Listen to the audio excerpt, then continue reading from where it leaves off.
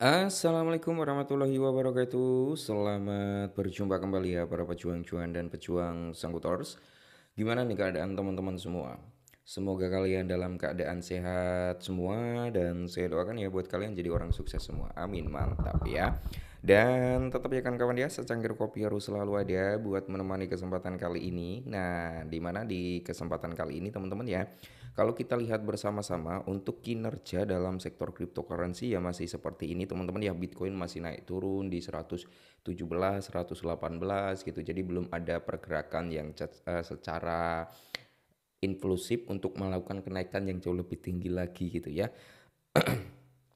Akan tetapi hal seperti ini malah menjadi salah satu momen yang cukup bagus ya teman-teman ya untuk melakukan DCI terhadap beberapa altcoin. Nah, jadi untuk kesempatan kali ini sih sebenarnya teman-teman ya, ini sangat bagus ya untuk DCI karena memang price daripada Bitcoin juga sedikit melemah, altcoin juga sedikit melemah gitu kan.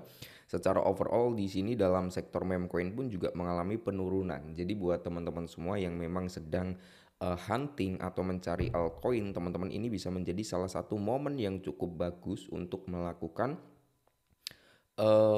DCI ya teman-teman ya, termasuk kemarin-kemarin ya sempat kita bahas area DCI Bong, area DCI Pengu ya kan. Teman-teman kalau udah simak video yang kemarin, teman-teman mungkin hari ini udah mulai prepare gitu kan, atau sebagian jaringnya udah pada kena ya. Nah, kesempatan kali ini teman-teman kita ada sedikit informasi yang sebenarnya cukup menarik banget bagi komunitas Pi Network ya teman-teman ya. Ini cukup menarik, yaitu tentang perihal pelistingan di Binance gitu. Tapi sebelum lanjut ke informasinya, kita langsung cek dulu untuk Pi Network sendiri. Dia hampir mendekati di mana jaring kita ya teman-teman ya. Jaringnya di 40 sama di 39 ya teman-teman ya, kalian terserah mau pasang di 399 atau di area 40. Kalau saya di area 40 pas teman-teman ya. Di situ saya pasang jaring dan harga Pi Network saat ini kan di area 42 something. Nah, hal menarik adalah kapan Pi Network listing ke Binance, kita langsung bahas. Nah, jadi di sini pertanyaannya adalah kapan Pi Network itu listing di Binance, dan ada beberapa hal yang cukup apa teman-teman ya, menghambat untuk pelistingan Pi Network itu ke dalam platformnya Binance. Apa aja kita langsung bahas. Jadi Picoin sendiri atau Pi Network itu menjadi salah satu token paling sensasional di tahun 2025 dalam 2 minggu setelah peluncurannya. Nah, hanya melonjak sebesar 1.773,5% mencapai all time high-nya di area 2,99, hampir mendekati di ranah $3. Namun pada minggu ketujuh, tekanan jual besar menyebabkan harga turun hampir 67% dari all time high-nya. Nah, sejak saat itu Pi Network itu belum bisa menunjukkan perform untuk mengalami kenaikan kembali, bahkan mendekati all time high-nya lagi teman-teman sampai saat ini. Nah, pertanyaan yang cukup menarik adalah mengapa Binance belum mendaftarkan Pi Network gitu kan. Jadi ada beberapa permasalahan sebenarnya kenapa Binance itu belum melakukan pencatatan di dalam Pi Network. Pi Network itu ke dalam Binance gitu ya. Cuman kan udah ada kabar-kabar burung lah dari wallet Pi yang udah ada ya Binance, dari Binance gitu teman-teman ya. Nah, dalam sebuah unggahan baru di X, analis kripto di RLcoin itu menjelaskan atau memberi alasan-alasan utama mengapa Pi Network itu belum listing ke Binance. Nah, syarat listing yang tidak biasa dari Pi.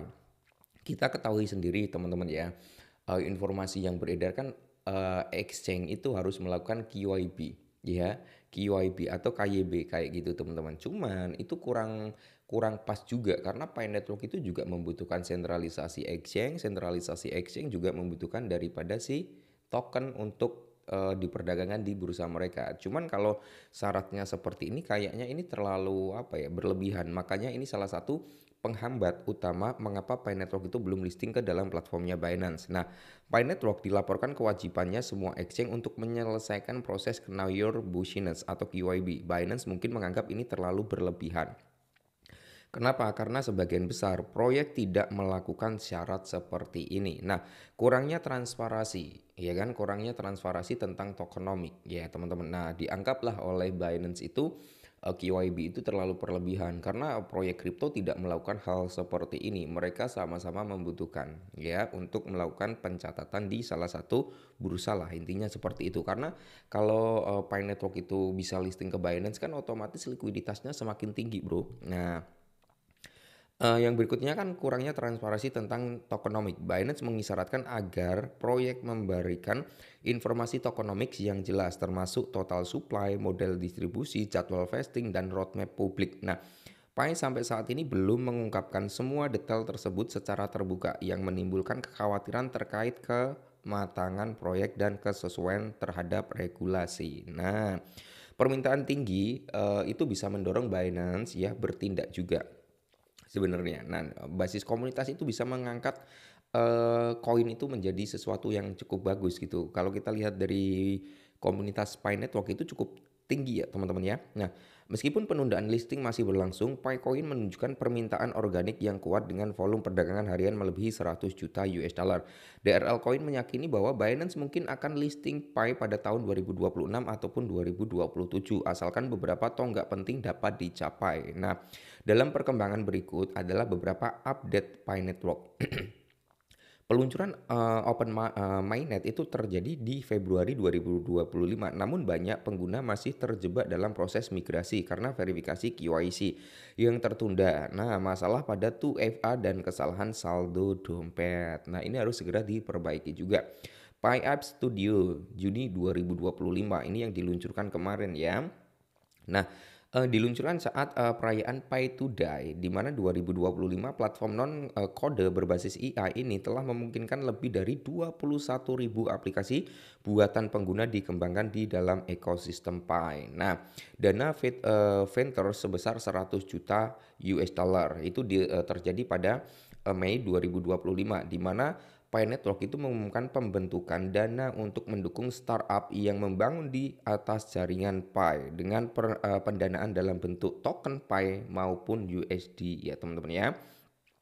Kapan Pi Network itu bisa listing ke dalam platformnya Binance? Nah, jadi analis ini menyarankan agar komunitas Pi berpikir jangka panjang bukan hanya berharap pada hype sesaat. Persyaratan penting sebelum bisa listing ke Binance seperti migrasi massal pengguna ke mainnet. Nah, ini penting juga ya teman-teman ya.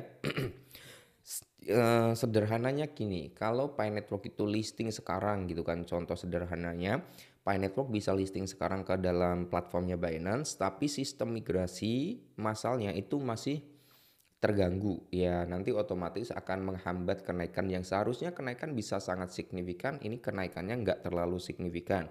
Pertumbuhan aplikasi dalam ekosistem, keterlibatan lebih besar dari para pengembang, dan transparansi penuh terkait tokenomic. Nah, jadi kalau keempat hal ini bisa dipenuhi oleh pihak Pi Network, maka tidak menutup kemungkinan bro, cepat atau lambat Pi bakal listing ke Binance juga dan hasilnya juga pasti mantap jiwa ya. Nah, walaupun Binance belum mendaftarkan Pi saat ini, potensi ke depan masih sangat besar jika Pi Network dapat memperbaiki kekurangan dalam tokenomic, meningkatkan transparansi on-chain, dan memperluas ekosistem. Peluang untuk masuk ke platform besar sangat terbuka dalam beberapa tahun mendatang. Itu ya teman-teman ya sedikit informasi kenapa Pi Network itu belum listing ke dalam platformnya Binance. Ya terkait dengan persyaratan, terkait kurang transparansinya tim pihak Picore itu yang menghambat. Ya kalau bicara tentang komunitas, Binance ini juga nggak meragukan komunitas Pi Network kayaknya gitu ya. Oke mungkin ini dulu, semoga bermanfaat, tetap semangat dan salam cuan.